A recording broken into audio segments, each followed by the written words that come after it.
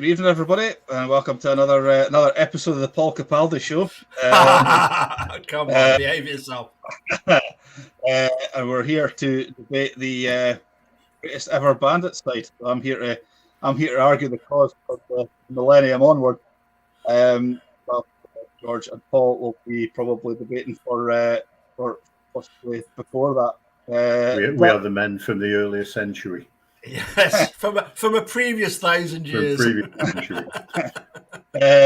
Not with us tonight, but we better give him a shout out because it is his birthday today. Is Marty Clyde, my fellow shouty brethren, and he's I believe he's out celebrating, so he'll probably not see this at this moment, but he'll maybe see it tomorrow morning or at a later date. So happy birthday, Marty! Hope you're having a good day, and I'll hand over to Paul, who will get us started here. So James, is it the 22nd anniversary of his 22nd birthday? Something like that. It'll be round about that. I'd have to get a shoes and socks job for to count that one out, I think. Aye. And I trust, gentlemen, you enjoyed the World Cup final. I never got to see it. I was out working, but I hear it was quite an entertaining game. I think Marty quite enjoyed it.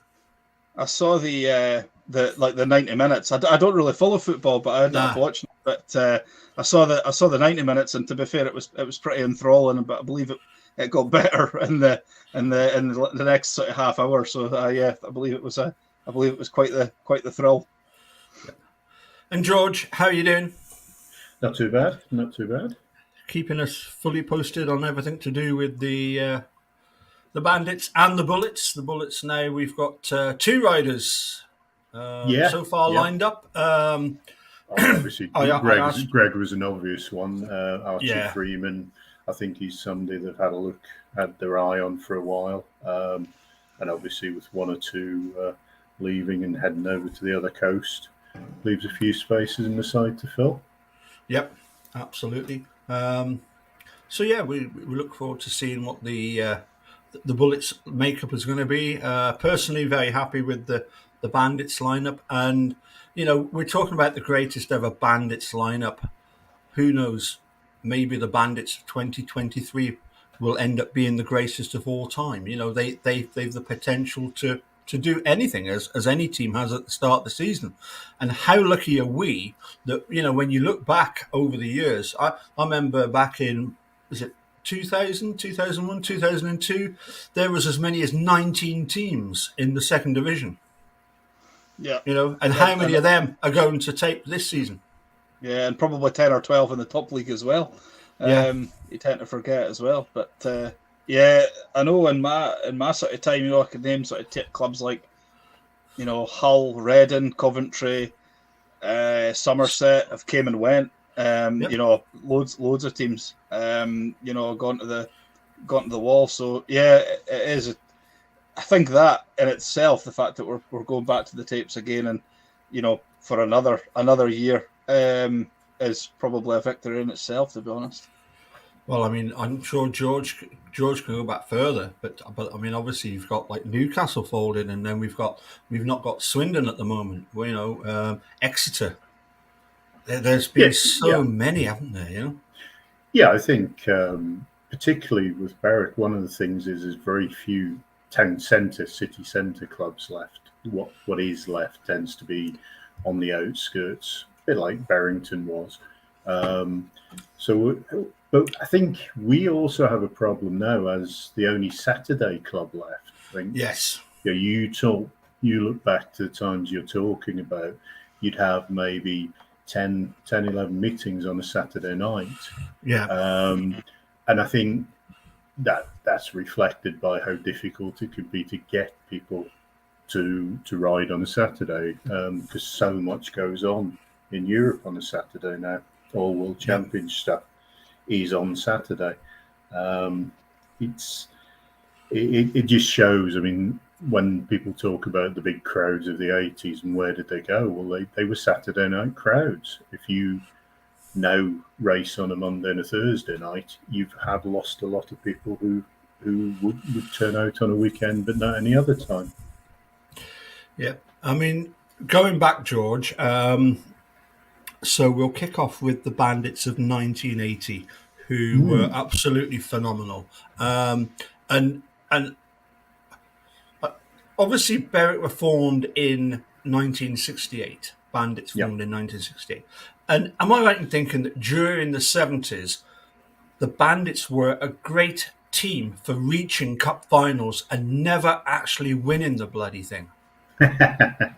Well, they got to two in 1970, which is a slightly strange setup in that it was one-legged meetings based on the draw. So obviously we got 4 home draws, which kind of took us through to the final, which was the first two-legged of that against Ipswich, John Louis Ipswich at the time.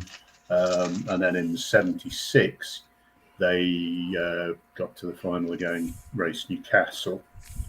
In 77, went down to Eastbourne. I think there was 2 coaches of us left the Bonesteads at 10 o'clock on a Saturday night and got back about 3 o'clock on Monday morning. And we scored 17 points from 13 heats. So it wasn't really close. So up to that, to be honest, up to then, there wasn't a lot. There wasn't a lot of history around Berwick. We were reasonably good at Shieldfield. 71, we actually won all the meetings at Shieldfield and lost every meeting away from home. Had a perfect 50% record, which I think is unheard of since. But come 78, 79, there was a bit of a reset. They got some younger riders in. And I think people forget as well, the side that won the Cup in 1980 also finished 4th in the league. The 79 side had also finished 4th in the league, which was unheard of, really, for the Bandits. They'd always been a bottom, quite literally bottom of the table side on a number of occasions. But I think what I've always liked about that side is, and no disrespect to the ones that came later, it was a side that had been put together with big players, really, that nobody else wanted. And they all came together. And also you've got the background of 1980 of being evicted from Shieldfield Park 2/3 of the way through the season. Now, obviously that was something that had been rumbling on for most of the season in the background. So there was a lot of uncertainty about it.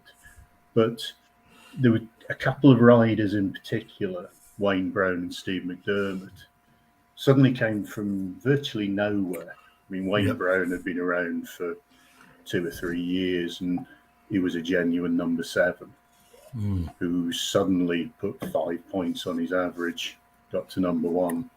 Steve McDermott had arrived as a bit of a make-weight from Edinburgh. Again, didn't pull up any trees, but suddenly at Shieldfield he was almost unbeatable. And then you put them together with Graham Jones, who kept the side together in the early 70s. Again, second halfer from Boston, nobody had ever heard of him. Looked like he came out of a sort of folk band, to be honest, sort of wild hair and a dodgy moustache, and one bike held together with string and bits of paper. But my God, it used to go fast around Shieldfield. And although his best days had probably gone by 1980, he was still around there. Rob Grant, senior, knocking around at number 7. Mike Caroline, another guy who did the rounds. Two Newcastle lads, basically, come from Felton, come up through the Scottish Junior Leagues, and suddenly knocking in 5-6 points, and everything just gelled. Even though everything was against us. And Middlesbrough, Mark Courtney, Middlesbrough, in the final at Brough Park, because it had to be on a neutral venue. And we won it on the last bend of the last race of the 2 legs, effectively. It was quite something to see. But they were a side of unrated riders, really, but they were a great side, great team. Everybody scoring hard. I'll let Mythman go in a moment, but I just wanted to ask you because I've asked a couple of people this question, and people that can go back to the start of the Bandits. When you ask them, the best Bandit they've ever seen, a lot of them mention Mike Caroline. As a So team, man. Tell us a bit about Mike Caroline, because I'm intrigued. I think he was just so reliable. I think if you look at his career, he very rarely scored heavily, but he never didn't score. He was always a 5-6 point permitting man, always capable of dropping the clutch and just beating anybody on his day. But he was just absolutely reliable. Never a problem. Quiet man. Wild man Rob Grant alongside him in the number 7 berth. Although, to be honest, Rob's best and wildest days were still to come at Berrington. Yes. He wasn't really that established at Shieldfield. It wasn't really his sort of track. But I think I'm right in saying Mike Caroline may be the pits examiner at Redcar these days, or the machine examiner at Redcar. I think he is still involved in the sport somewhere along the line. And just one of those steady guys, no flash about him, always just good, solid team man. Always. I think he was just an ideal foil for the top end of that side. Sure. So just before I get Marty to come in, we've seen photographs and video footage of the track back then. It's quite a bit different back then to what it is now. It's a bit shorter now, and of course it's a banked third and fourth bend, which it wasn't back then. Is that correct?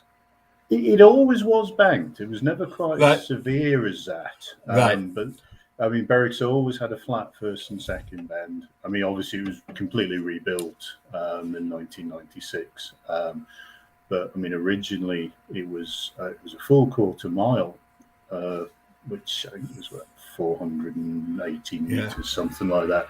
So there's 30 meters has come off it. Over the years. I think your track record then would be somewhere in the mid 70s. Whereas what we're down to now, 62 point something or other. Much narrower, very, very much a Gators track in those days. Very few lines to overtake unless you actually went through somebody. But yeah, I mean, a tough track, and it'd be fair to say most of the southern sides didn't fancy it. Most of the northern sides got stuck in. But yeah, he was what he was. It was big, it was fast, it was scary, and it didn't have an air fence to it, which I think in those days your safety fence was literally a chain link fence hung in front of concrete posts. If you hit that, you certainly knew about it. Hello, Cat. Yeah. Always reliable. Yeah, absolutely. Give it a good stroke. Give it a good stroke. And, James, I'll pass over to you. Any questions you might want to ask of the 1980 team? I mean, it's obviously iconic because it was the first one. Yeah, not only the first one, but I think when George has already touched it, but the sort of backstory of it, like just against every odd possible. Yeah, you know what I mean? Like it wouldn't. It's a sort of thing that a film would be made about, isn't it? You know, the sort of story, like this Herculean effort and everything conspiring against you, and and still to sort of to do it. It's the sort of thing it just wouldn't happen nowadays. You know, it just wouldn't happen like that at all. Well, if you sent that script to Hollywood, they would send it back. Unbelievable, impossible. Yeah, it is. It's just. You know, there's nothing. There's not a story quite like it. It's a proper Cinderella story, isn't it? It's just, I think it's worth saying all our luck that year wasn't bad luck in that when it came to the final, it was originally meant to be the first leg at Newcastle, second leg at Middlesbrough. Mm-hmm. First leg at Newcastle was rained off. Yeah. By the time we raced the second leg, Gary Havelock was off on holiday somewhere. a pre-booked holiday, so he didn't race in the second leg. And of course, in those days, you weren't allowed guests or anything like that. Yeah. So, for once that season, the luck went with us, I think, rather than against us. So we were quite happy to ride that. Yeah, and it was a perfectly fair pass on Steve Wilcock. If any Middlesbrough fans are looking, they still go on about that. Nick Close never touched him. I'll have to ask Gavin Parr about that one. and also, I believe that they raced. Was it the semi-final? Berwick raced down at Barrow, but it was a double header, and then the one that they raced at Newcastle in the final, that was also a double header. No, the semi-final was actually it was a double header. It was actually the last meeting at Shieldfield, right? Which is Mildenhall, I think, from memory. And I can't for the life of me remember who they beat in the second part of the double header, but. Right. Yeah, that was actually the last meeting. I think the year after was the year we raced some meetings at Barrow while they were building what turned out to be Barrington Loft. Right. They were at Barrow and raced at Workington, ended up at Glasgow. But no, Mildenhall. Yeah. Well, and of course Edinburgh engineered our eviction from the league, but still kindly let us race them in the KO Cup final in November. Yeah, in 1981. That's kind of them. That's kind of them. So, can you remember who else was in the team back in 1980? You've mentioned that Gary Havelock wasn't in the red car team. Sorry, the Middlesbrough team, but you're saying that Mark Courtney was in that team. Mark Courtney was, Steve Wilcock was as well. Yeah. And for Berwick? Berwick would, in fact, I think Graham Jones missed out through injuries. So you had Wayne Brown, Steve McDermott, Roger Wright, I think, had been signed towards the end of the season, just as cover. Nick Close, who was an ex-Middlesbrough rider as well, and he was, I think that added to the excitement a little bit. Mike Caroline.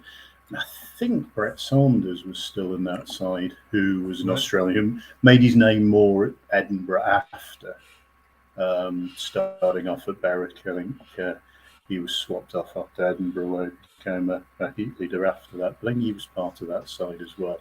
Obviously, Rob Grant captained the team with Graham Jones sidelined. I recently messaged Brett Saunders to tell him about some of my best memories of him, and he remembers being with Mr. Courtney in the Middlesbrough team of, I think it was 94, and he said, "Oh, he's a mad bastard." So. Yeah, he was. God bless you, Brett. Because Brett Saunders originally came over to ride for Sheffield. Yeah, and didn't do so well there, and then came up to Berwick and then Edinburgh. So he had a good career, I think, in the end. But not so great. I don't think Shieldfield was ever his favourite track. No. As I say, I remember him at Shawfield riding for Edinburgh, and he was top scorer that night. And they were the Glasgow fans were giving him a load of booze as he went round on his celebratory lap after having scored something like 17 from 21. And he just parked the bike and he kissed his hand, patted his backside and blew it to them. And the whole stand was like in uproar, you know. It was just brilliant, absolutely brilliant. I just love all that sort of banter, because it is just banter. So moving forward then to the 80s. So Berwick win the cup in 1980. I'm sure then there was a whole load of cup finals that Berwick were in before they finally won it again in 89. I'm thinking they lost to Hackney in possibly 85 or 86. I think that was the only other one they were in that era. It was a bit far. Strangely enough, you'd have said they had some of the stronger sides in the early Barrington years, but never really translated that. I think one of the things with Shieldfield was it gave them such a huge home advantage that it worked well over a couple of legs, whereas Berrington, very small track, it was a bit harder to build up a huge lead on that. I think Graham McCleary's just messaged 1984 versus Hackney. Thanks, Graham. But yeah, I think I've got a strange feeling we were hit by injuries on that one as well, and ended up possibly with Eric Broadbelt having to guest in for us. Seems to ring a vague bell. Should know better because I was working down there at the time. long time ago, though. Long time ago. Anyway, moving forward to and a question for both of you, George and James, and this has nothing to do with the best Berwick team of all time, but as Graham would say, probably there's a couple of other second division teams that you would rate as being probably the greatest of all time, and one of them would be the '88 Kestrels. Yeah, I'm saying James. I was a year old. I settled in. I think I was on my third job by then. They got that 48-all draw at Berwick on a Sunday afternoon, and what a phenomenal meeting that was. I think we're talking about the likes of Alan Mogridge and Andy Galvin. Andy Galvin, But in particular, Paul Whitaker. Was Barry Thomas would still be there that time around that yes, time? Barry Thomas. What a sensational rider he was. But of course, unbelievable. Probably the greatest non-bandit of all time would be Loramsky. and he got his 18-point maximum from the gate every single ride. Yeah, they because I think him and Chris Louie probably started around the same time at Hackney. That's right, yeah. Chris Louie and Sean Venables, I think, was the other guy that made up that team. Canadian. But, and I think I've got a feeling that side then transported up to Ipswich. Mm-hmm. Certainly, Loram and Chris Louie. Yeah. Which would be sort of the start of some rough years at Hackney, I think. Yes. But they come over. They were the original Crayford side. A lot of that side, and Terry Russell's a name that strikes fear into lots of Speedway fans. His first involvement would be taking over at Crayford and then switching the Crayford team over to Hackney, which is why they were the Hackney Kestrels rather than the Hackney Hawks. And they were a good side. They were a very good side, young side. Because Loram must only have been 16, 17 by then. Yeah. Something like that then. Yeah. Yeah. Crazy good rider. I think I until Ty Woffenden, I can't remember somebody of that age making such an impact. Immediate impact. Joe Screen, perhaps, although he never quite kicked on that far. No, So the Bandits team of '88, there were three riders in particular that came in for the '89 team. George, can you remember who they were? Oh, it would be Mark Courtney would be one of them. Well, he was already there, wasn't he? He was already there. So the three that joined... Andy Campbell, yes, who was one of the strangest signings by Berwick. I think I had nothing against this team. It was a very, very good team. Why I would always go for the 80 over the 89 is 89 was very much checkbook team. They were a bought side. They were bought in to do a job. And Campbell used to come up by either train or plane, and his bikes were waiting for him at Berwick. And he got the superstar treatment at a time where most riders still turned up with one bike tied to the back of a Ford Anglia. He was given the superstar treatment David Walsh, perhaps, are we thinking of? Yes. As well? Yep. And Spot maybe David Blackburn. Absolutely. David Blackburn, he actually bought my brother-in-law's Sierra. And as you say, he used to strap his bike onto the back of the car. Andy Campbell used to fly up to Edinburgh, and he used to get delivered by chauffeur to Barrington, and I used to do that job. And his leathers and all his kit got cleaned in my kitchen by me and the ex-wife. Is that why she's your ex-wife? Ex-wife, yeah, I think so. Yeah. You could maybe argue that at times you'd have been better off riding his bike than Andy Campbell was.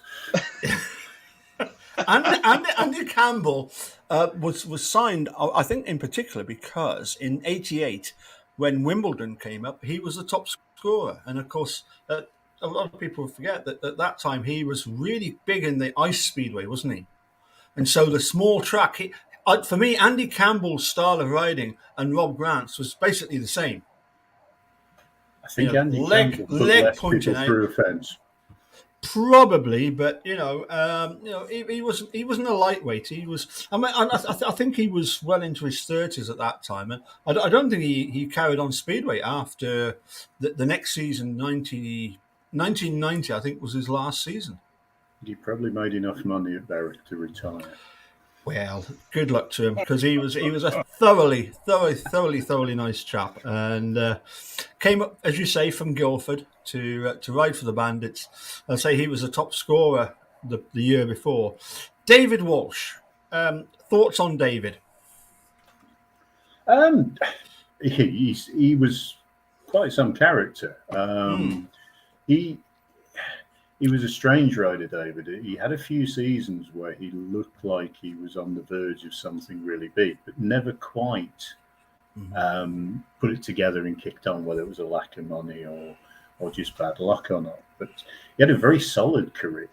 But I think Sheffield and Cradley Heath up in the first division as well, where he probably was part of the Graham brothers, that sort of little batch of riders, John Davis even, who were never quite top world-class standard, but you thought were going to kick on into decent international riders. But I don't think David ever quite managed it, unfortunately. Good rider to watch, another sort of hard-working, reliable sort, but some I think he just went a little bit. His career didn't quite go as high as it should, perhaps. Yeah, he actually, I asked him about how he ended up at Berwick in '89, and he said that he got fed up with, as you say, riding the year before Cradley Heath, number 2. Who was number 1 that year? Pennell. You've got a couple of guys to choose from. Who would have been number 1? Pennell or Schwartz? A bit after that. And a bit before Hancock and Hamill. Gunderson or there you go, Gunderson. No. Gunderson. He was number 2, and Gunderson was number 1. And he once told me that he just it was like 2 races in one every heat one. It was Gunderson versus their number 1, and 30 yards back it's him versus their number 2. And he'd ridden for Berwick before, hadn't he? In the mid '80s.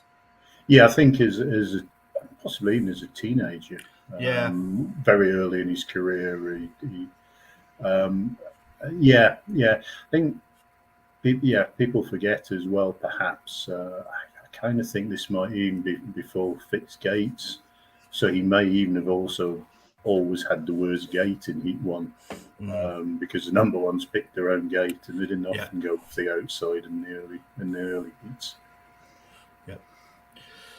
So anyway, looking at the season in '89, obviously, as a lot of people have said, that the team was put together in order to win something, which they did do.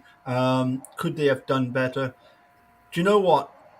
In all honesty, when you look at the pool team of that year that had Craig Boyce and Lee Adams,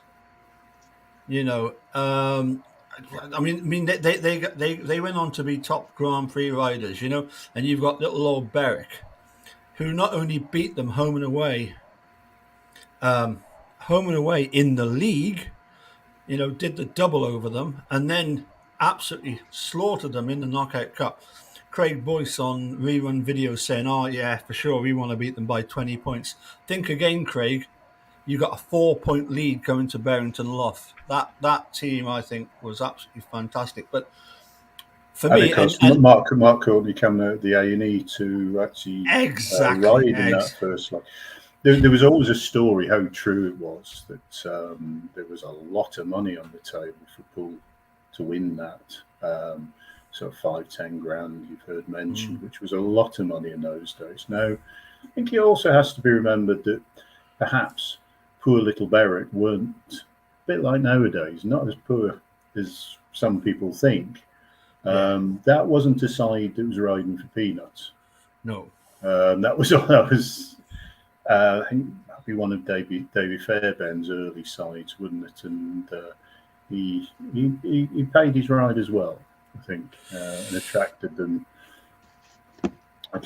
But I think we all enjoyed, a bit like now, Poole maybe have slight delusions of their own importance.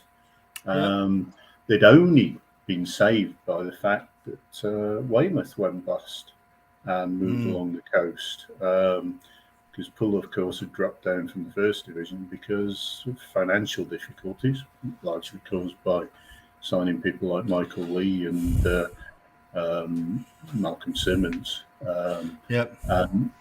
But they thought they were dropping down a league and would just steamroller everything before them. And fortunately, we went down, taught them otherwise. Injuries cost us at the end of that season. There was a point where it looked like we were on for the double. In the end, I think fourth again, something like that. Just still think it's probably our highest league position. Could be wrong with that. I'm sure somebody will point out if I am. 2005, we were second. Second, yep. I mean, going back to that year when Berwick won away at Poole, and we really did hammer them that night. But if you look at the first race, Rossiter's leading, and then he falls off because the track is that deep. And Mark and Sean go round for a coast round, basically for 5-1, and you see Mark gesturing to the track, it's too deep. So they do a bit of track grading, and so the assumption, I think, was by Poole that the only reason that Berwick had won in the league was because the track didn't suit their riders. I think it came as a complete shock out of the blue when Craig Boyce saying, "Oh, we win by 20 points." Oh no, you're not, pal. We kept it to within 4 points. You were never ever going to stand a chance of defending 4 points at Barrington Lough. And of course, I think it was Campbell and Andy and Blackie that sealed the deal. What was it, about heat 11 or something? Yeah, I think there was only Adams and Ross that scored anything that night, wasn't it? And even then, it was pretty much second and third places. I think you do feel a bit sorry for people like Boyce. I mean, as a journalist, you ask questions and somebody gives you an answer and they can get hung by it. Had he said, "Oh, we might only win by 3 or 4," they'd be saying, "Oh, they're not very confident. Poole, he's frightened of Berwick and everything." So 20 points, of course, that's what you're looking for. But you look a bit daft if you don't get it. It backfires on you. Yeah. So anyway, as you say, there were some fantastic away wins in '89. There were some dramatic losses.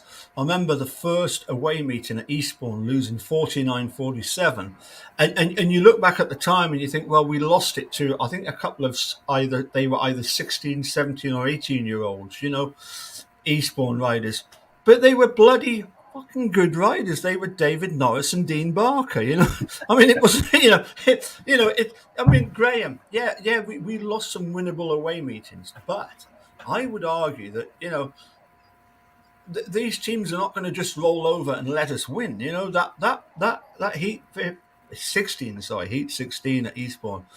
That was a killer for us. I mean, it was like, gee whiz, a meeting that we were leading by 2 points, we end up losing by 2 points. I think, as I say, look at the quality of the opposition. I think 45 points at Eastbourne. I think probably in the 5 or 6 times I'd seen them before then, I don't think combined we'd got 45 points at Eastbourne. So that was more a surprise to get anywhere near on a place like that.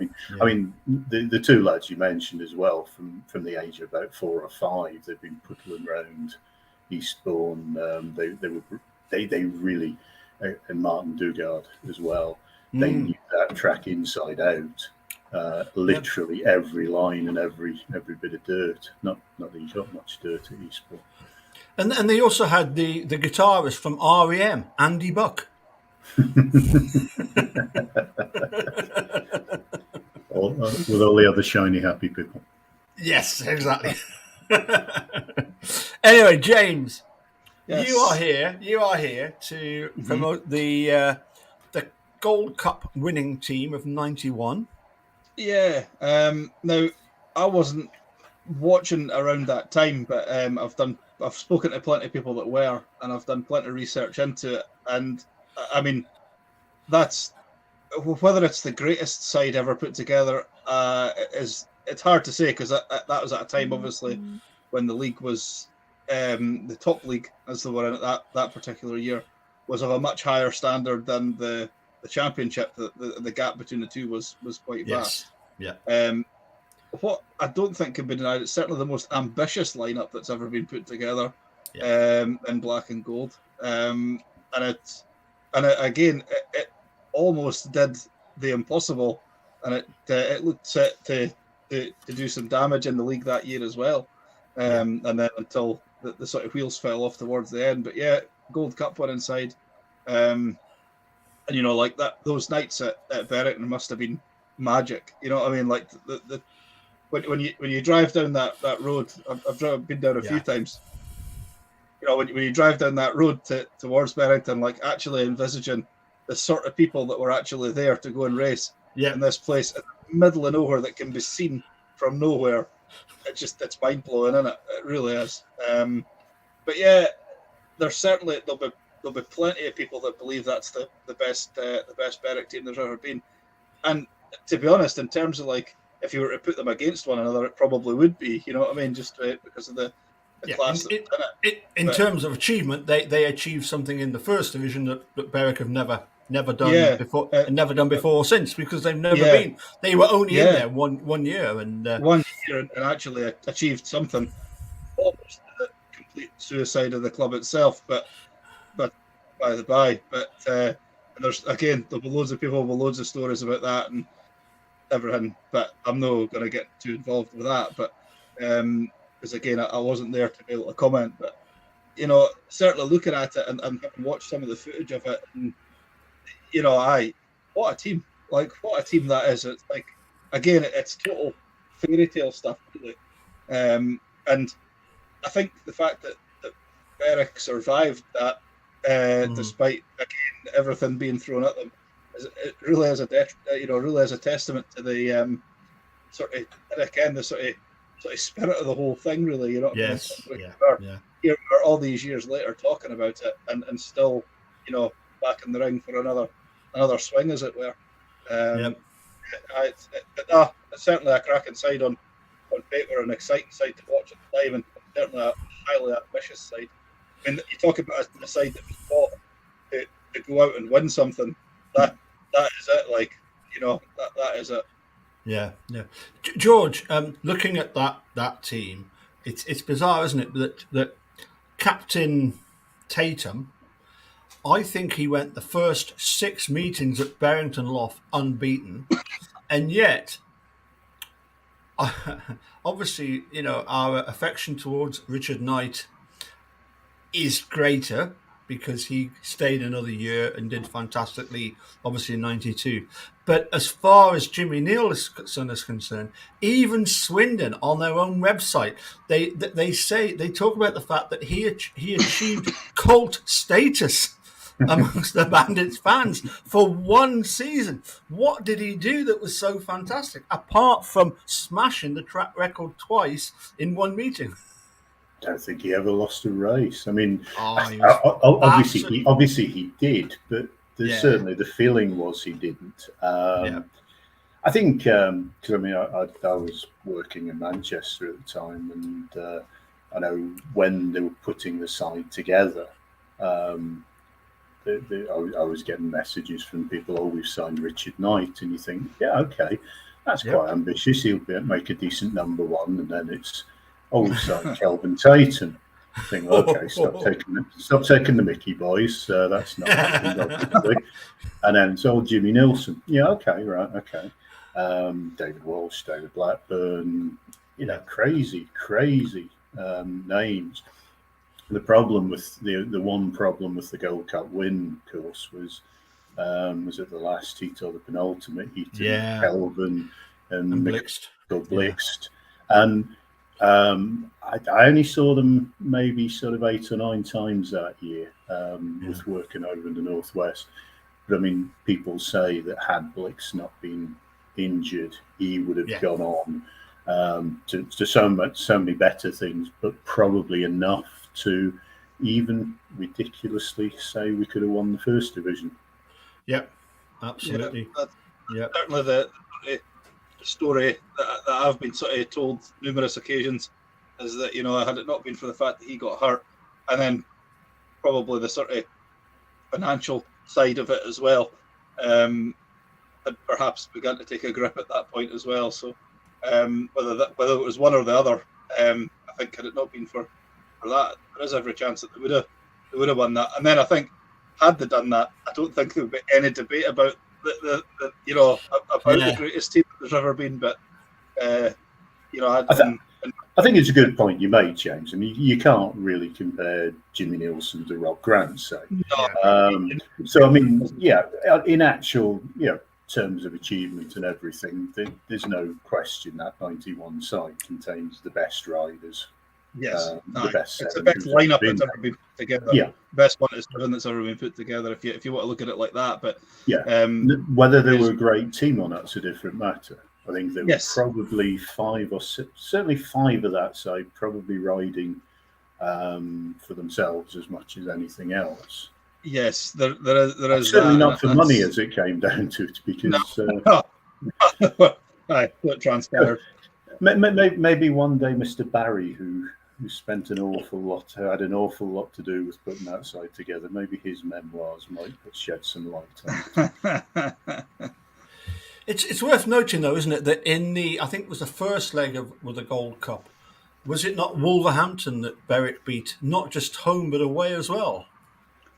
Yeah, I think, I'm sure, I think Graham will probably fill us in on this, but I think pretty much start of the season, there weren't many teams beat us home or away. That was a good sign. And, you think those 3 heat leaders were pretty much all international class. Yeah.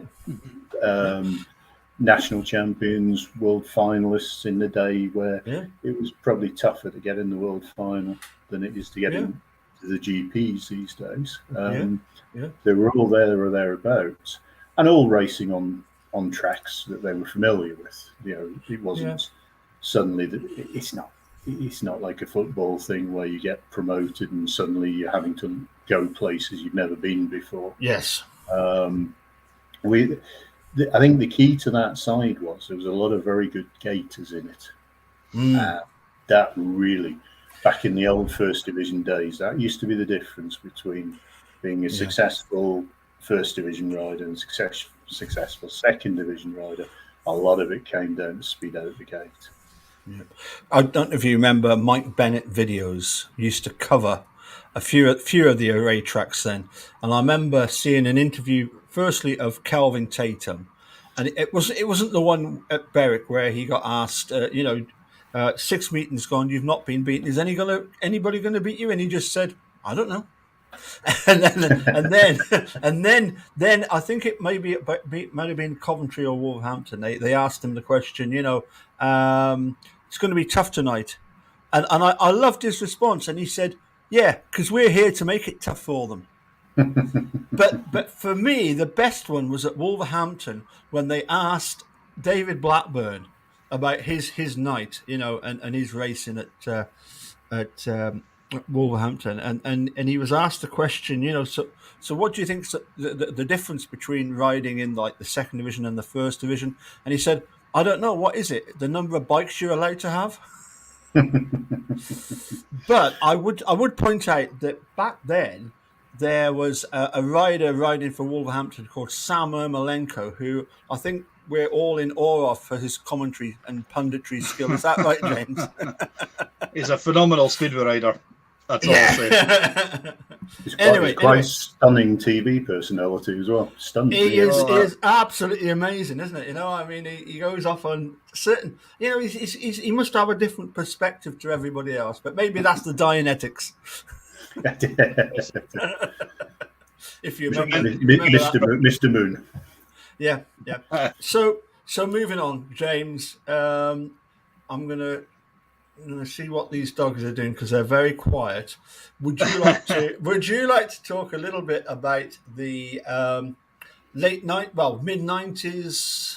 Yeah. Because in the what was the third division called then? Was it the it was the Academy, and then it was the conference, wasn't it? Yeah, Academy League, I think, at that particular time, and then it became the Conference League. But yeah, obviously another couple of noteworthy sides would have been the 1994 and 1995 Berwick sides that were league and cup winning sides, I believe. At that time, and again, we're not comparing apples with apples, but those guys have achieved something that no other Bandits team has, in as much as that they actually won a league championship, and obviously a cup as well at the same time, in a sort of a trophy laden spell, which isn't something that we've been able to sort of say ever since, really. But I think it would be, in a conversation such as this, where there probably is no right or wrong answers, really. I think that it would be remiss of us not to at least give those guys a mention, because ultimately at the end of the day, they achieved something that no other side has. So I think those guys deserve a mention as well. Yeah, and I think Kevin Little, of course, coaching the Bullets these days, he was a Riders champion, League Riders champion in one of those years as well. Yeah, 95, I think. Yeah. Last knock-ins at Barrington, of course, as well, where 95 was the last season, wasn't it? In fact, yes, I think it was actually. The cup final, I think, against Stoke was the last meeting held there. Right. Before they switched back to Shieldfield in '96. I think possibly that you can draw some parallels with the sport now, because I mean those were the 2 years as well where there was one big league. Yeah, everybody pushed together in the top league. All the existing first division clubs doing what they always do and then refusing to release riders to level things up. And what you had was a third division, where lots of decent British lads got a start.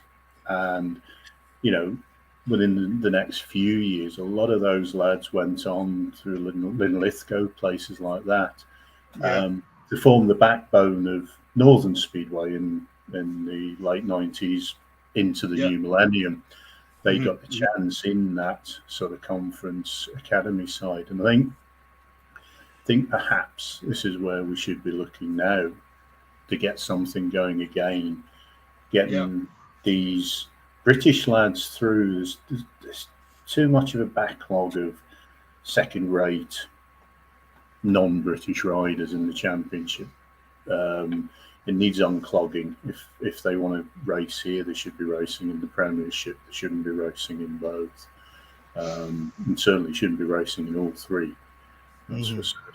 And you need to get back to the point where the likes of Anthony Barlow, real character. Talk about Rob Grant, but I mean Bulldog Barlow can hold his own with anybody when it came to full character.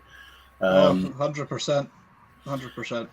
And Mr. Ice Speedway in America now, of course, as well. Yeah. Made a big sort of fist of that as well. So yeah, I think that was a great side because they were just a little bit balmy. There was an awful lot happening whenever they were on track and off track. I think perhaps they deserve a little bit more credit than necessarily they got at the time because crowds were drifting away from Barrington. I don't think Berwick Speedway was in a great place for those couple of years, but those lads kept it alive and won some good silverware as well. I think as well, actually, something that's just kind of occurred to me now is that obviously they went into Barrington in 82 did it open? 82, they got evicted in 80, and then they had the Nomad season in 81, and then Barrington opened in 82. They won the cup in 80, obviously against every odd possible, and then obviously Barrington opened, and then I think it seems like quite a nice way to close the chapter on Barrington, winning a league and cup double in the last season there. So again, that's just occurred to me as the worst weekend. I hadn't really ever thought about it like that before, but quite a storied history at Barrington, as everybody knows. But they sort of have opened it in such a way, and then closed the book in such a way is probably quite, again, if Hollywood scripts and etc. I think on, but we'll get the script put together. Anyway, tell us about the, well, I was going to say 2002 4-team tournament winners and 2012, but I think, James, I think you've got a team just before that, 2002. Yeah. Is that right? Yeah. Again, it was a team that I couldn't tell you where they finished in the league, but they would be closer at the bottom than they were at the top. But I remember when the team was signed, it was 2000. Yeah. And the team that was signed at the start of the season, you would have said, should have wiped the floor with everybody. It was a tremendous lineup with, like, say, Alan Mugridge, Paul Bentley, Scott Smith, in his first spell as a Bandit. And I think people tend to forget as well that at that time he was one of the sort of top riders in the league at that particular time. And did he not have a certain fancy for Sheffield Park? Was that it was. They got him. Yeah. Excellent around Sheffield, and Scott Lamb was in that team as well. Yeah, I think, and I want to say David Meldrum as well, possibly started the season as well. And then the reserves got shuffled about quite a lot. But there was guys like Dean Felt was on the team for a short spell. I think Freddie Stevenson, Stephen McAllister. It was a kind of, I think Wesley Waite possibly was in the team as well at some point.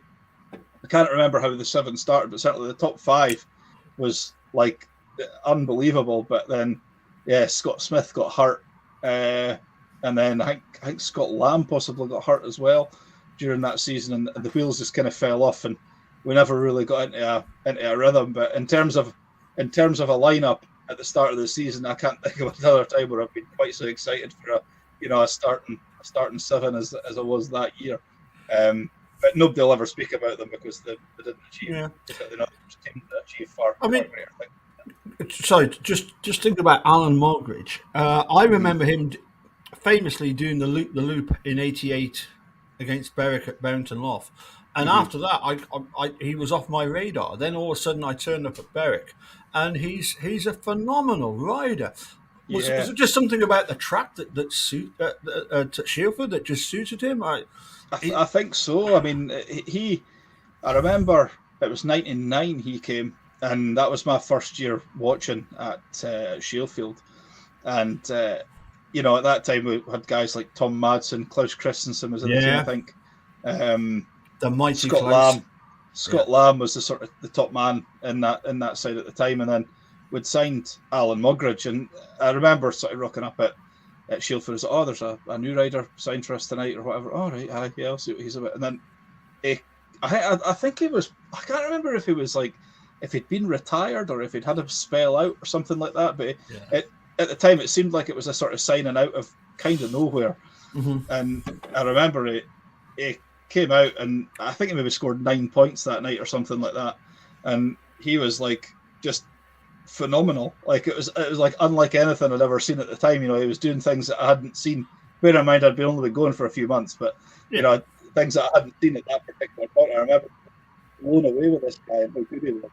And yeah, certainly around Shielfield, you know, there's probably not a lot, you know, people talk about who's the best writer you've ever seen around Shielfield. And again, that's another debate for another day. But like in terms of at the time and the impact that he made in a fairly short space of time, Alan Mothers was one of the best as a band. It was phenomenal. Yeah. I mean, yeah, George, I think it surprised me to see him doing so well at Shielfield, because I think earlier in his career he was always a racer. That was why he was always involved in quite a lot of crashes and quite a lot of injuries. But you always thought of him as more of a small, medium track rider, Hackney, Crayford, Arena Essex, as was Lakeside as became. But you could see when he came to Shielfield, you could see why he had a reputation as a racer. That's also see why he spent so much time on the injury list as well. But yeah, great racer, but never necessarily understood when to back off. No, that was one thing. The one thing I would say about him is that you couldn't ever take your eyes off it when he was on. You knew that when he was out there, something was going to happen, be it good, bad, or indifferent. Something was going to happen, and it was brilliant. I loved watching him as a kid. I'd say, you know, even now, all these years later, he's still one of, if not my favourite Bandits rider, you know, of all time. But brilliant to watch. Absolutely. Cult status? Oh, 100%. Absolutely, 100%. I would say, yeah. And isn't it amazing that, you know, it's somebody that's from, you know, that far down south. I don't know quite how south he was, but, you know, I remember him riding for Hackney, you know. And for a guy to come up and ride like that, you know, you know, we talk about the north-south divide, but, you know, when you think about some of the southern riders that have come up and ridden for him, I suppose another one would be Chris Schramm. Yeah, Carl Wilkinson, another. Absolutely brilliant. Carl Wilkinson, what a... I remember Marty and Marty organising and carrying those T-shirts. Yeah, I remember. Wilco, fucking flying.com. Yeah, I remember that. Just to touch on Alan Muggeridge again, when it was inducted at the Hall of Fame, I remember I was at that particular night, and he was there, and we'd had a few beers, as you can imagine, and it was Marty. It said, "Oh, can go and get your picture taken with him. You know, you'll regret it if you don't." And says Alan, can I get a picture? Yeah, no problem. And his wife was there. And I says, you know something, Alan? I says, I'm not going to lie. I says, like, you were my hero when I was a kid. And his wife turns around and says, don't lie. He's still your hero now. I was like, yeah. Right. Yeah. Isn't it amazing? It's not a love affair, but it is. It's like, you know, your affection for Alan Muggeridge, you know, maybe myself and Mark Courtney, you know, it's just they just went out and did the business. Yeah, you know, totally. And I always remember, and I use this analogy a lot, that I remember going and seeing, I think it was Berwick versus Somerset, and I was in the sponsors lounge watching it. It was in the days of Peter Waite, and there was a whole load of crowd from A1 Taxis, and I was driving that night, so I wasn't drinking, but I remember Adrian passed. I'm sure it was Jason Doyle when he rode for Somerset. Oh yeah, on the third and fourth bend, and I was going absolutely mental at this. And at the end of the race, you know, this taxi driver says to me, "You're high," and I said, "You bet I'm high. You know, this is beyond anything that any drug, any alcohol, any other experience you care to mention, seeing Speedway like that is on a higher plane than anything you will ever experience. So if you think I'm on some sort of drug, it is. It's called Speedway, and it's called watching Adrian Rimmel passing Jason Doyle on that third and fourth bend, and there's nothing to replicate that. No, you get drawn into it, don't you? Yeah, it does. It pulls you in, and that's why we're sitting here having these conversations now. Exactly.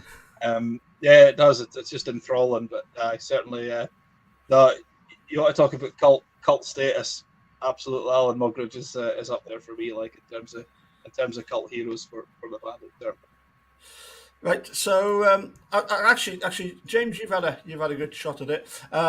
George, tell us about the 2002. Well, both of you tell us about 2002, 2012. I would put it out there that as far as a team that you want to watch racing, I would say the ultimate races were the 2012 team. That's a tough call.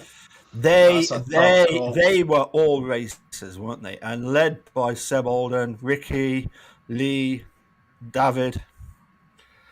Yeah. You were there, James. I mean, you went there with zero expectations. Expectations. We almost didn't go, to be honest, because we were that sick that we'd gotten beat off Sheffield the night before. But did you nearly say Shipfield? Well, words out. Sheffield and Sheffield sounded correct. Yeah. But yeah, we went down there with zero expectation. Obviously, to be honest, that actual season that we did obviously well in the fours, but I think we've had a great year in the league. To be honest, I don't think injuries and such like had, kind of decimated the side. But I think obviously we went there with no expectation. But yes, and certainly in terms of an occasion and a day out, there's no much will be. And you want to talk about being on a high. Nothing much will beat that day at Peterborough when they won the fours. But, Sebastian Alden was in a class of his own that day, and the other guys backed him up ably. Brilliant stuff to watch. Yeah, I think Seb Alden really, if it hadn't been for injuries, I mean, you can say this about a lot of riders, I know that, but you do say, right, if he hadn't had those two big injuries, how good could he have been? Bellegro was just on his way up there. I suppose you could say the same about Ricky Ashworth as well, that perhaps his best years, certainly at the second level, were robbed of him. But yeah, I think there's something about that sort of 2014 thing. I think it's sweeter when you don't expect it, and it comes as such a shock and a surprise. I think. Yeah. I would never say I feel sorry for anybody, but when you're with a club that has expectations, shall we say, of winning everything, then I'm not sure you get the same high that you do as a club who really expect nothing. I mean, I think even 1980, it seemed so unlikely we were going to win. 1989, it really was against the odds. 2014, 2002, the other fours win wasn't expected. Wasn't really cards or anything like that. So I think you enjoy it more because it's something that's not the expectation. Yeah, it's these things that come around. They're sort of few and far between. And again, that day at Peterborough, certainly, it was just like it's unlike anything else. Unlike anything else I've ever experienced, probably in terms of being out that day and having, as I say, zero expectation of it, and then all of a sudden, it kind of guarded what it meant. We think, we might actually can do this today, and then it was. I remember it vividly. I remember it, and I've probably told this story before, but I remember in the final race, it was like, right, all Alden needs to do is finish third. That's all he has to do, and that'll be fine. A third will be fine. We were standing, and it was I'm sure it was Magnus Carlsen. Yes. Was one of the other riders. It was like Fellow Swede. Fellow Swede. He'd gotten himself into second. I can't remember who he passed, but it was Magnus Carlsen that was leading, I'm sure. Yeah. And he got himself, he's like, right, that'll be fine. He's sitting second, that'll be fine. And I remember, and I won't name them for the sake of embarrassing them, but I remember looking over and there was a female Bandit fan who I genuinely thought was going to pass out watching it. Yeah. It was every colour of the rainbow and not necessarily any healthy colours. She could not watch. Yeah. And I thought, but then that made it realise like just what it meant to people as it was happening. And then of course, you're standing there thinking, any day it's you sit where you are, and then they done it, and everybody went nuts. And the whole like it was amazing. It was so surreal, but when you saw what it actually meant to people, it hammers home like just what a sort of passion that people have. And I dare say, other clubs will have that same thing, and another sport will have that same thing. If you could bottle that, like, oh man, just unbelievable, great. And George, I suppose the argument there is that if Seb had gone out and just tried to do the bare minimum, finish third, there's a risk involved. Therefore, go out and do what Seb did that day, which was absolutely phenomenal. Yeah, I think he was just the epitome of a racer, wasn't he? That it never actually occurred to him to. I wouldn't even swear he knew exactly what he needed to do. He just went out. He was in a race. He was going to win it. I mean, the danger is you're in third and your chain comes off. Well, at least if you're in first and your chain comes off, then you might coast through for third or something like that. Yeah. There's something always whenever you try and manufacture something, that's when things go wrong, isn't it? You've got to do your natural thing. And you'll never hear me having a go at a rider who mucks it up by trying to pass somebody. I'll occasionally call them out for not making a pass, but never for the other. Never for the other. No, it was one of the things. I think because it came to something that was like an impossibility almost at the time. And Christ, there he is! Oh goodness! Happy birthday to you! Happy birthday to you! Straight from the drunk cell at Galashiels. Oh, hey! That's that day at Peterborough, I think we're standing watching, and again, Marty was there with me. He'll attest to this. And we're watching Seb try to, that's fine, that'll do. And then I went out and we could hardly watch, but it was brilliant. What a day! I'm hoping that there's more days like that to come. He didn't have to win that last race, did he? No. And I mean, he rode that like he was like in a World Cup qualifier or something. Yeah, it was brilliant. What a do! But many a good side we've had over the years, to be fair.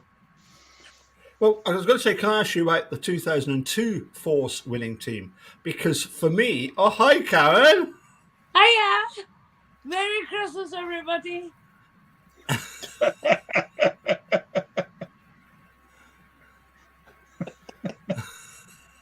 Can I see your dog's got tits, or is this like passing the dog?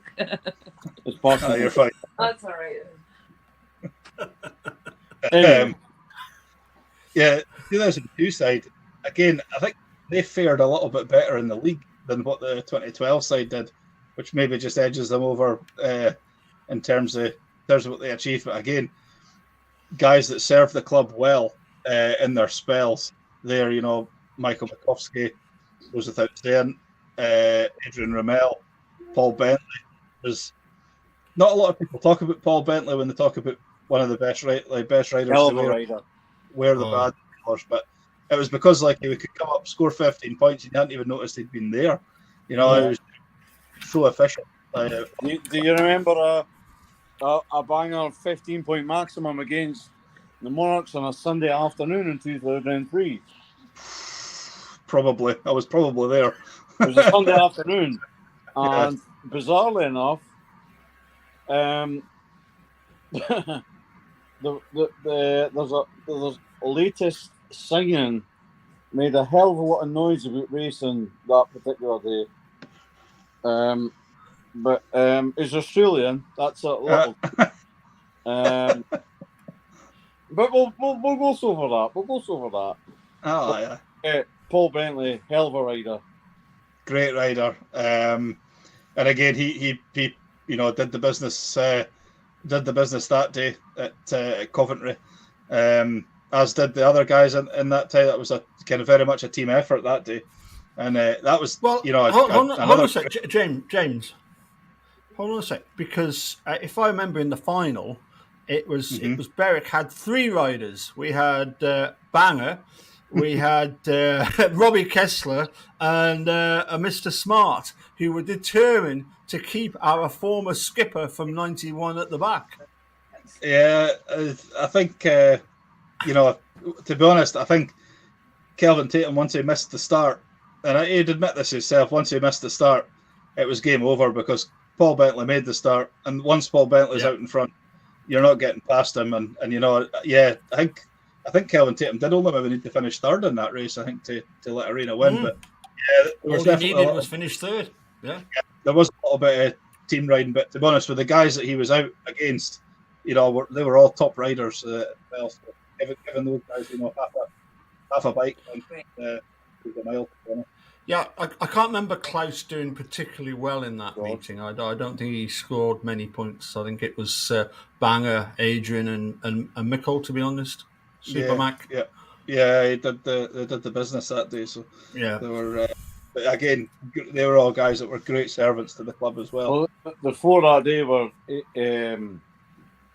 Paul Bentley, Michael McCluskey, Adrian Rimmel, Klaus Christensen, and Simon Cartwright. Yeah. Again, he's another underrated rider. Simon Cartwright did a great job. Yeah. Bandit, but do you remember an 18-point maximum against Kings Lynn in 2004, end of September? Yeah. Mm-hmm. Yeah. I mean, Thomas DeBinka, it just like blew him away. Showed him the way to go home. Yeah, but again, the 2002 side was good as well. Guys that did a good job, but again, another side that gets overlooked and almost won the league. The 2005 side, of course, didn't really have any superstar riders in it, but boy, did they come close. They came close to doing the business, and ultimately, it's arguable they probably should have won the league that year. Well, personally, I would have gone as far as 2005, like my most favourite year in following the Bandits. But I think that probably stems from seeing them winning at Exeter, seeing them losing hardly at Stoke, seeing them doing well at places like Sheffield and whatever, and ultimately, Rye House winning at Exeter, which was just unheard of, was the undoing of that side. And the Bandits finished second that year, and ultimately wasn't really sort of a team of superstars, but boy, was the camaraderie fantastic. Yeah, I mean, I'm trying to think who was on that side. You have Adrian, Tom P. Madsen, Tom P. Madsen, Carl Wilkinson, Chris Schramm. I think at one stage it was Scott Smith, James Burkinshaw. Yeah. Early season, Joachim Kugelmann. Yeah. Piotr Dim.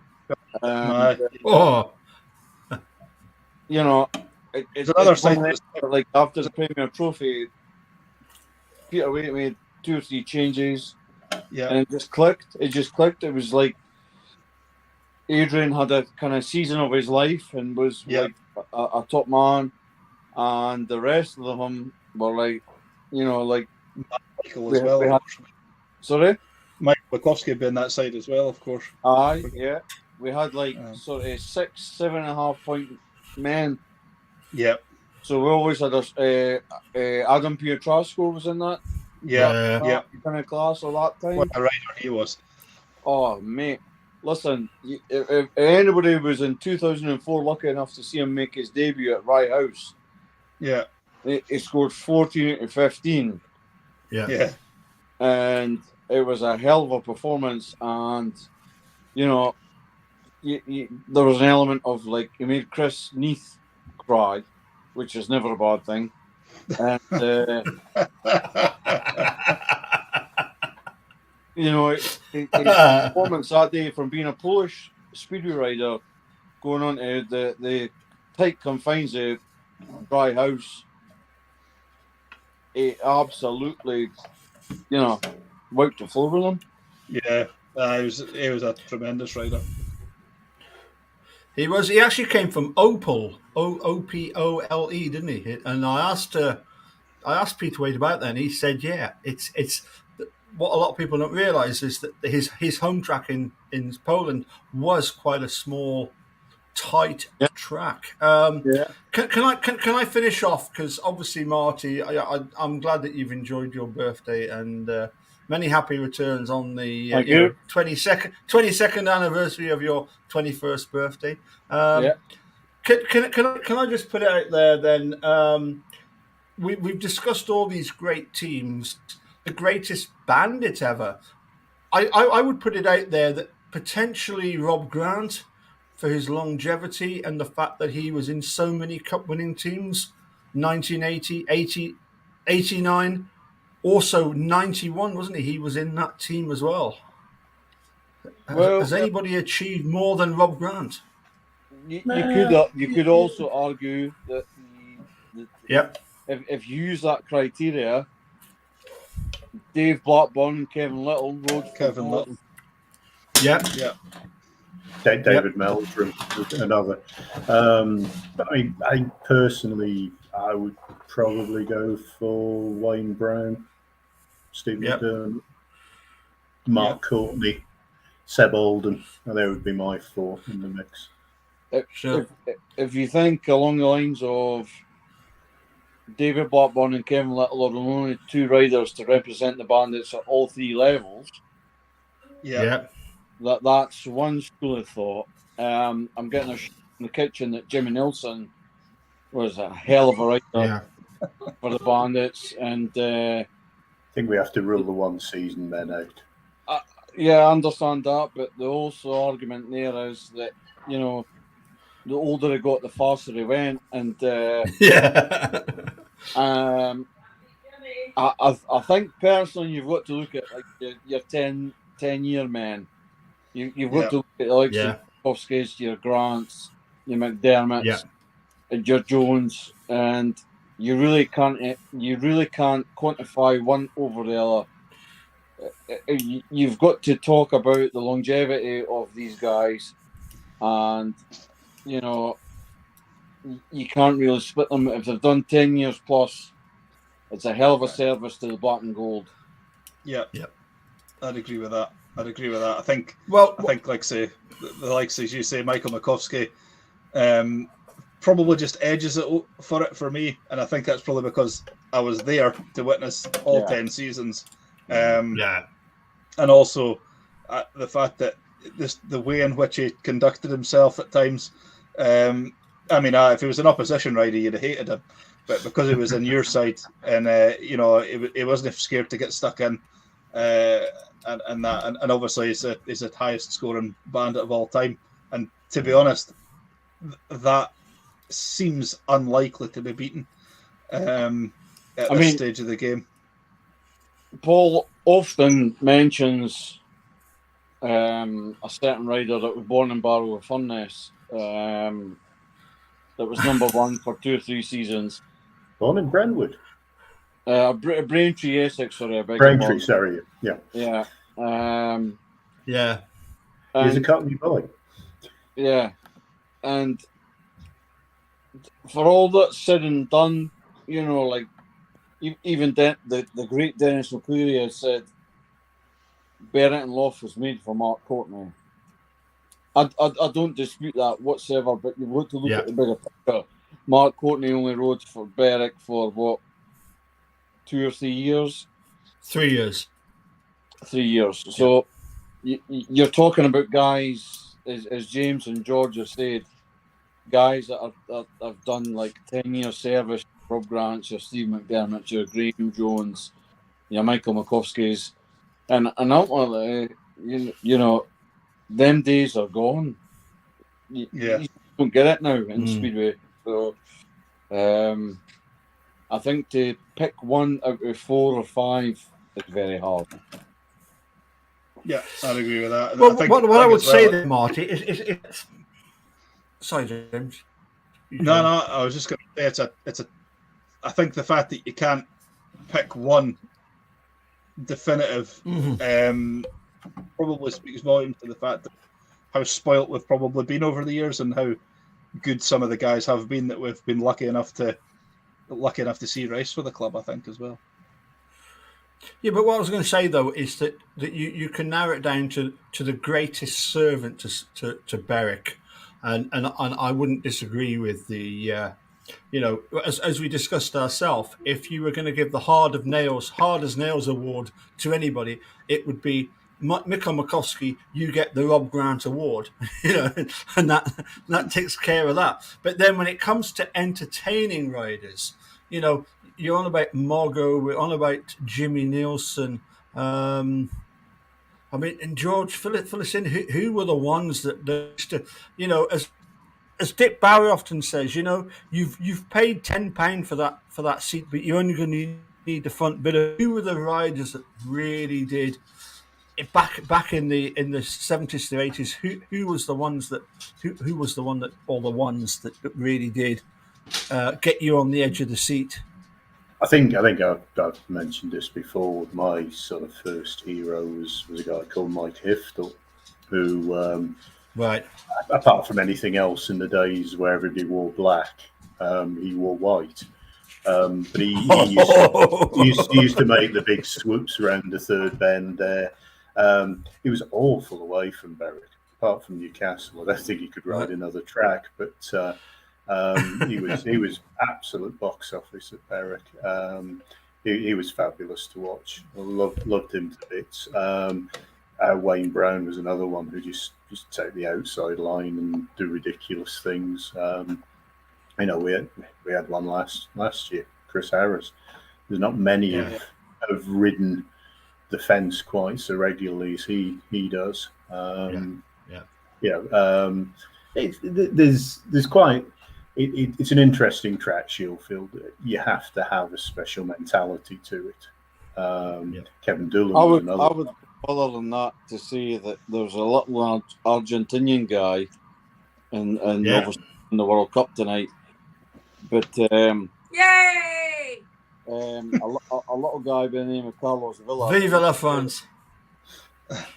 Anybody that watched Carlucci? Oh yeah! Oh yes! Yeah, I mean, it was just absolutely box office in terms of, you know, he got what Berwick was all about. He got, you know, he was reserved.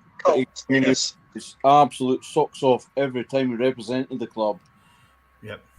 And if you think his very first race for the Bandits at Workington, 2003 April. He was winning that race, and I think he shared a chain whilst in front.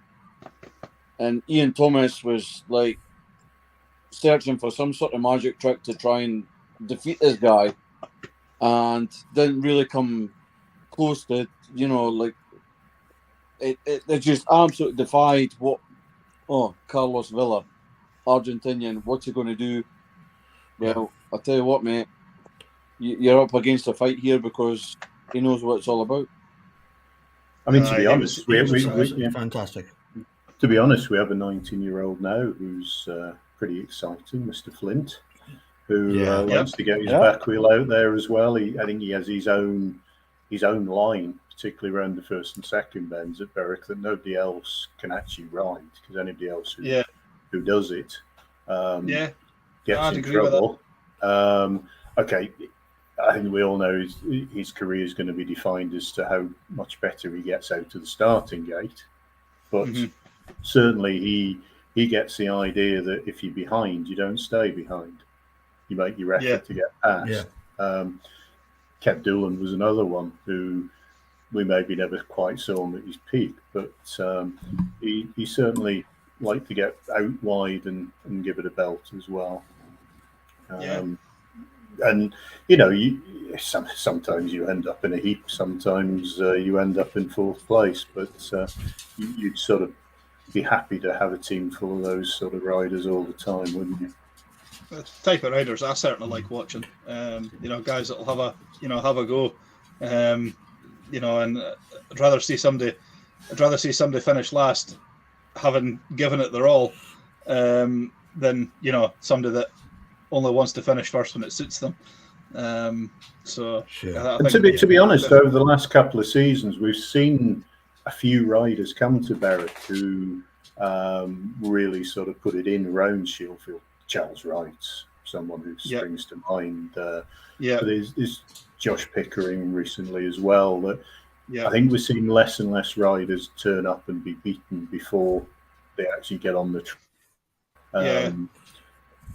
Partly because it's a bit wider nowadays, but I think there is some unsung riders like Simon Lambert, who always rides well at Berwick, not necessarily great everywhere else, but he always puts it in around Berwick. And I think the quality of race in the last few years has been as good as I can remember for a long time.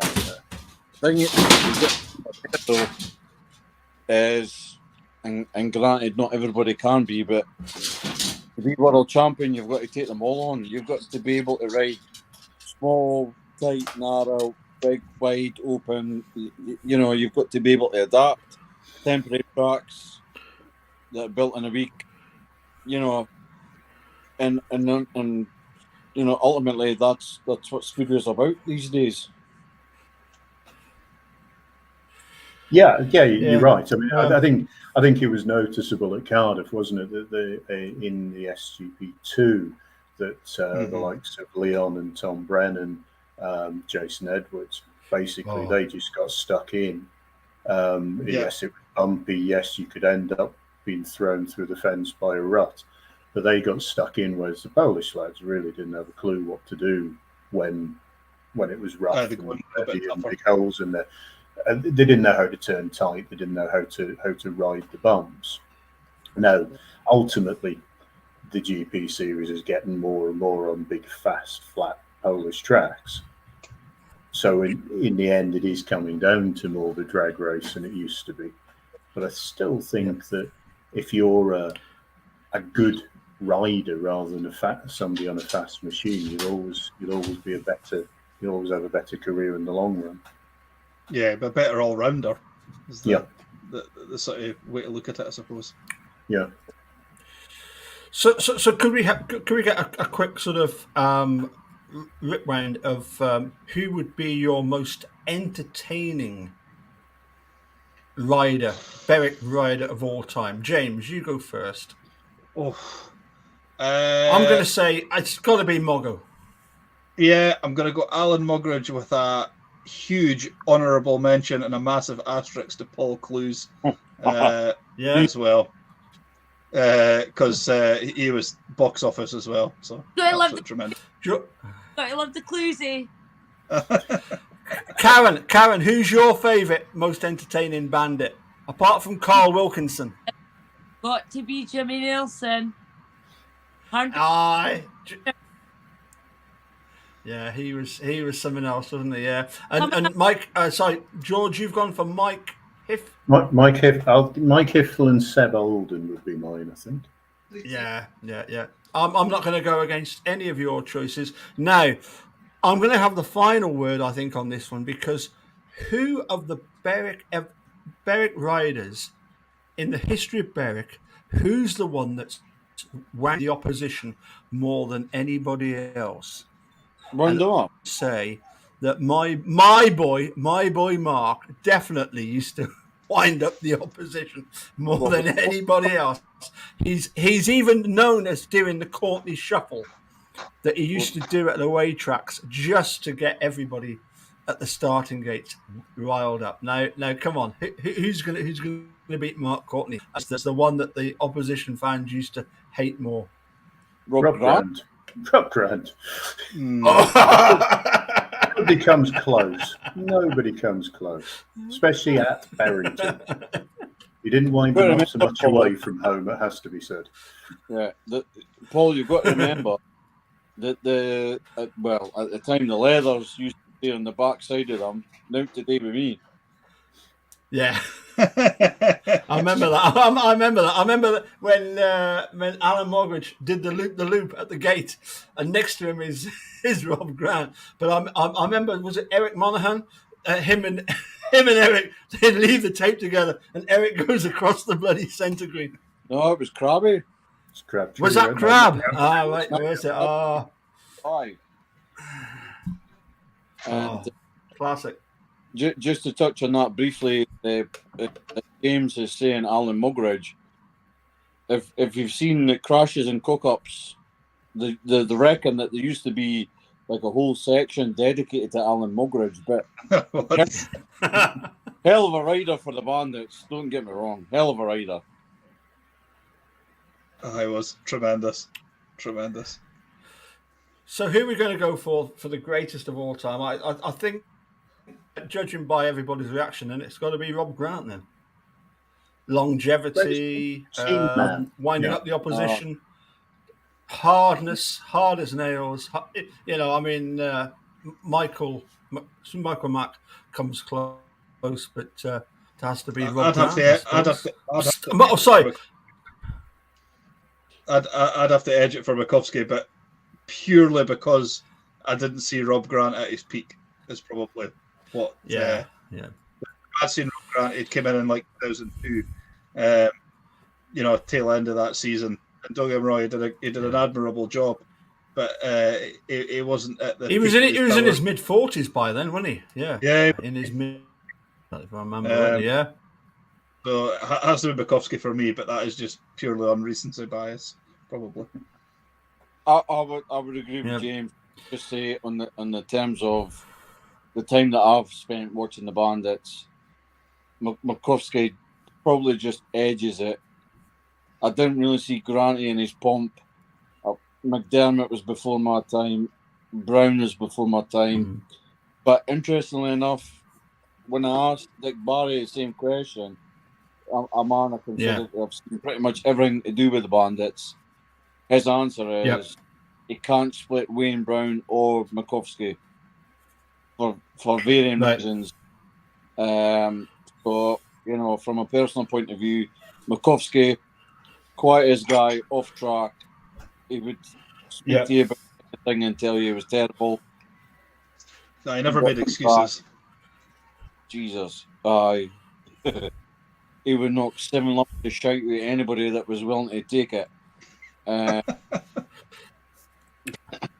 Marty, can you remember there was an international meeting that was televised live on, it might have been Eurosport, it might have been some other sports channel, but it was definitely amongst the teams in the competition were the Czech Republic and America, and this was just after we'd signed.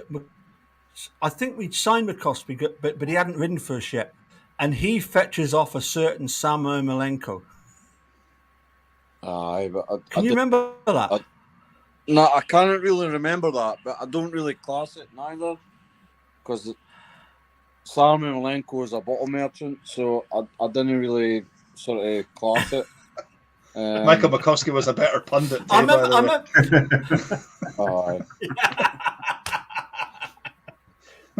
no, I just. Sorry, I was just going to say, good friend of the show, Dean Felton, will not like me for saying that, but I am not a fan of Sam Ermolenko. But we'll brush over that. Well, he obviously he was the world champion. What, 93? Yeah. So if you consider Michael was Czech champion in 1999. So you're talking like sort of if Ermolenko and him had a brushing together, Sam's sort of late 30s, Michael's obviously not. That's sensible head on. I don't think there's an argument in case of, well, Ermolenko is the most senior rider. Well, obviously is the most senior rider, but I'm not just saying it for effect in terms of he's an older rider. He's nudging more 40 than what he is 30 at that moment in time. Mm. Yeah, I remember just watching it and thinking, wow, this, obviously Michael's got the speed there, but he's also, as you said, the number of times I met Michael outside of, off the Speedway track, and just so quietly spoken, and would do anything for anybody, and yet put him in a Bandit's race jacket, stick him on a bike, send him out to race, and boy, nutter, absolute nutter. But by the end of his tenure at Berwick, he perfected the local lingo. He did. He did. But yeah, I mean, a hell of a servant to the club. Yeah, he's the best of all time for me. Like, certainly, I would agree with that in terms of effort and whatever else. And the story that always sticks out with me was Ryan Fisher at Armadale testimonial after Michael had wiped him out on the what would be the third and fourth bend at the time, or first and second bend. Third and fourth bend at the time. And Michael had went over to him and sort of said, like, Ryan, are you okay? Or was it the other way around? Can't really remember in terms of... Michael had wiped him out. Certainly. Aye. And the gist of it was, I don't suppose this is a good time to ask you to write him a testimonial as he's lying against the fence on the Armadale track. But I think that's just how Michael was. He would just, once he got the helmet on, animal, but speak to him, he was as pleasant could be. Yeah, no, I'd agree with that. With that. Am I right in thinking that I seem to remember a couple, at least at Berwick, where Supermac and Ricky Ashworth had a coming together, maybe at the pits gates, and they were clearly they didn't.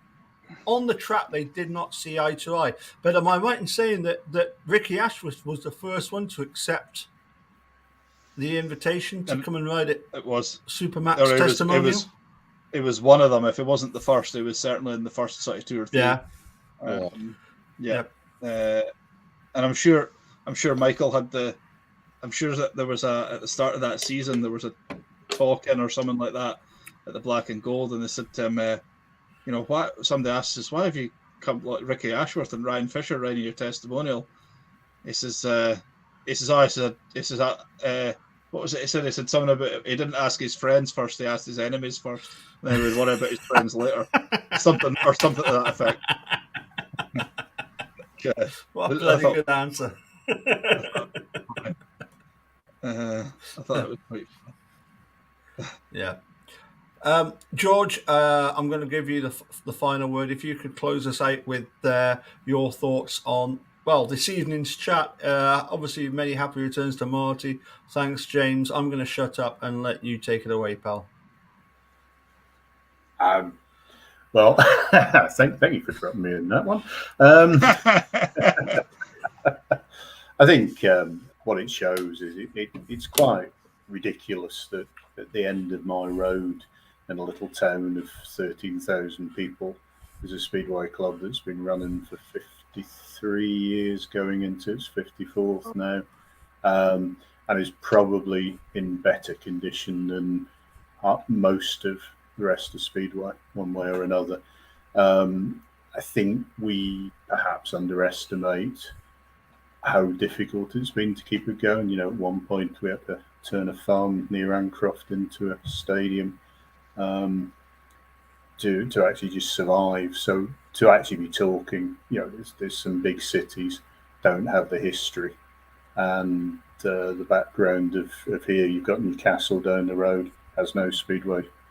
You have Edinburgh as a city who has spent most of the last 50 years without a speedway track in it, even if there's a club with its name on it. You know, Berwick's. It's a wonderful little. Well, it's not a little club at all. It is in a lot of ways, but it's always punch big. It's always had good riders, And George, and will be for quite some time, I think. the irony of it all is, it could have been staged at Hoyt.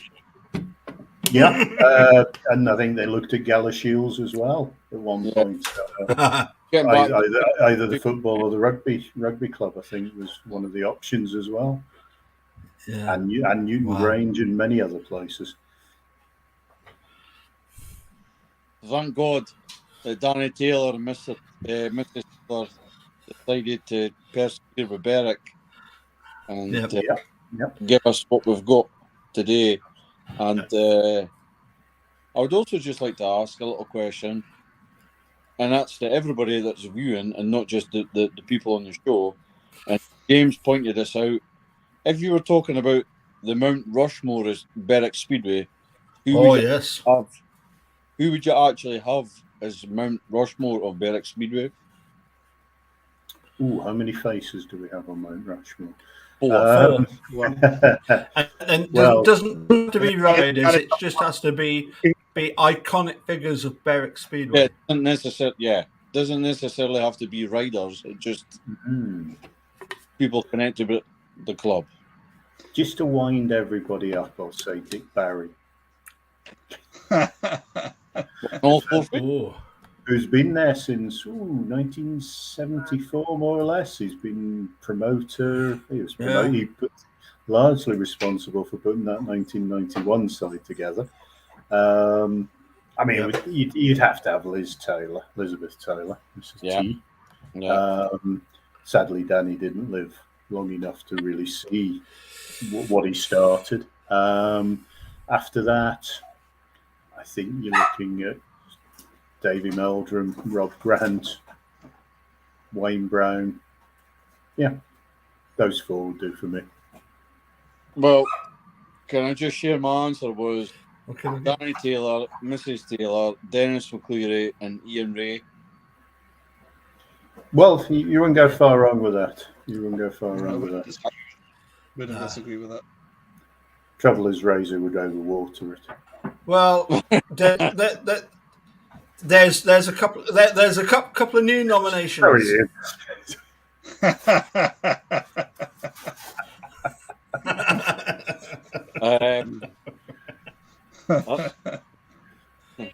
Karen's suggesting that Linda Waite should be up there. And can I just... The thing is, if you want a really controversial one, you've got Peter White, Dick Barry, and there must be another couple. Yeah. Terry Linden. Like a rogue Terry Linden. Terry Linden. Yeah. Yeah. I mean, he had so many faces, he could fill all four himself. I think if you have Terry Linden, you're only really talking about the raffle for a Mazda MX-5. Who could possibly have won that? And Big Barry. Big Barry. They still blame Hans Nielsen for pulling it out. Well, I don't think blame him. Yeah. Actually, can I just share something with you that came to my recollection just a couple of weeks back, and it was James, I was talking to you about how come the close season, the riders are looking for sponsorship.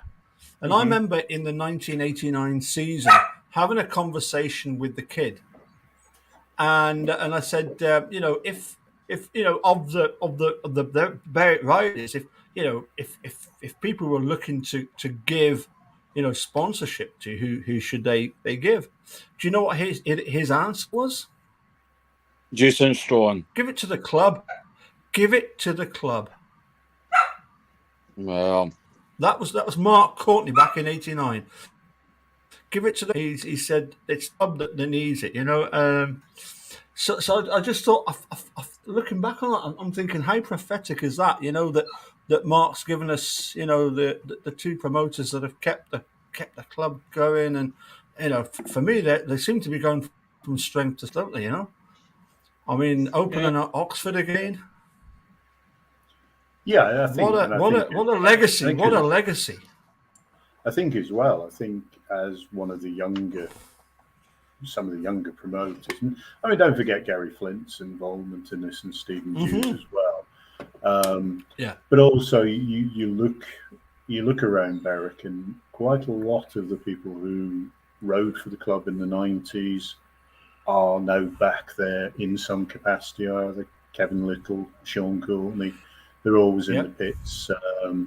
Even people like Alan Farrow, who maybe didn't have the stellar career, but you look around Berwick pits, particularly when there's a Bullets match on, and the amount of people they can draw on, experience, all prepared to give their little bit back again. I think that's why it works well.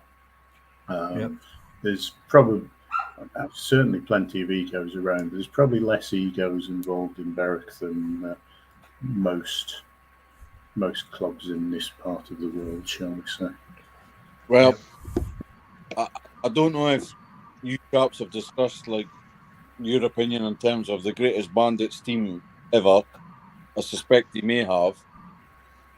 But I did say, and I'll just mention it briefly, you can't not rule out the 1994 side based on it's the first Bandits league winning side that's ever been. So,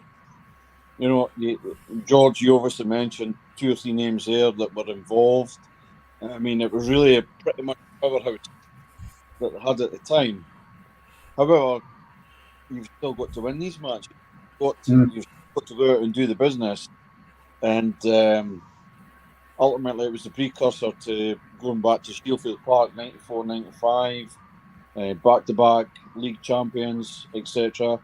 And going back to Sheffield in 96, August 96, it was very much a case of it was just trying to establish Speedway back in the town with a view going back to the Premier League as it was, the 2 divisions in 97.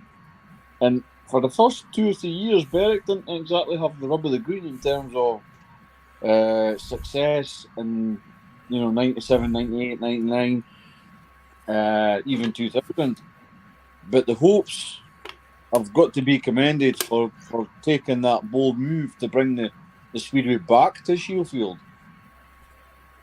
Totally. Yeah, I don't think there's many owners at Berwick haven't put heart, soul, and quite a lot of money into it. I mean, Peter Waite is another one who's a fairly divisive character amongst some of the support there. But did he do 10 years there, something like that? A crazy amount of time, and he certainly wheeled and dealed. He came up with some silk, and he came up with some sows over the years. But he very rarely was lost for an idea. That's for certain.